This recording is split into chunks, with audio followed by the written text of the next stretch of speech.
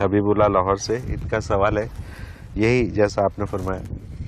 یہ کہتے ہیں کہ کتنا سامان چاہیے نجات کے لیے کہ قبر میں جا کے جاتے ہی چھٹکارا مل جائے, اور اس کی کم سے کم کتنا سامان چاہیے کہ بالآخر چھٹکارا مل جائے؟